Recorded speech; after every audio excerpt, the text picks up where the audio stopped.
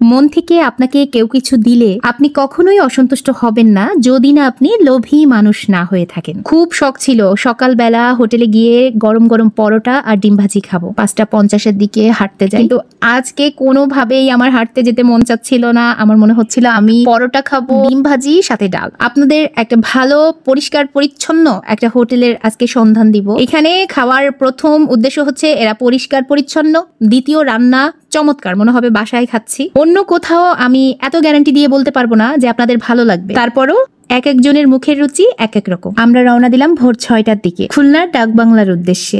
সচরাচর বাংলা হোটেল এত পরিষ্কার পরিচ্ছন্ন হয় না। কথা বলতে বলতে পৌঁছে গেলাম ডাকবাংলায়। এদের টেবিলে কখনো একটা মাছি দেখবেন না। গ্লাস, বোতল, প্লেট, পিরিচ, টেবিল সবকিছু পরিষ্কার পরিচ্ছন্ন। পরোটা, মুগ ডাল আর ডিম ভাজি অর্ডার করলাম, সাথে আবার পেঁয়াজ, মরিচ, লেবুও দিবে। দেখেন এদের বেসিংটাও কত পরিষ্কার পরিচ্ছন্ন। আপনি কখনোই বাংলাদেশের বাংলা হোটেলে গিয়ে দেখবেন না বেসিং এত পরিষ্কার হয়। আমাদের খাবার চলে আসছে, ওয়াও, দেখেই খেতে ইচ্ছা করছে। আর ভিডিও বেশি ভালো লাগছিল না, এই জন্য খাওয়া শুরু করে দিয়েছি। পরোটা শেষ করতে না করতেই আমার বান্ধবী বলে খিচুড়ি খাবো। খিচুড়িটা লিটারালি খুবই টেস্টি। অবশ্যই খুলনায় যারা আছেন এখানে ট্রাই করবেন। এক কাপ চাও নিয়ে নিলাম, চা এভারেজ। কোনো খাবারকে যদি 100-তে 100 দেয়া যায় সেটা হচ্ছে ফিন্নি। চ্যালেঞ্জ করে বলতে পারি খুলনা কোনো বড় হোটেল 3 স্টার 4 স্টার কোনো জায়গায় এই হোটেলের মতো ফিন্নি পাবেন না। সবকিছু খাওয়ার পর অথবা কোনো কিছু না খেলেও একটা ফিন্নি মাস্ট। খুলনার মধ্যে বেস্ট ফিন্নি রান্না করা হয় এই হোটেলে। খাওয়া শেষ করে আমরা বের হয়ে গেলাম। দেখেন হোটেলে এত মানুষ, এখানে আপনি রুচি সম্পন্ন মানুষ বেশি দেখবেন।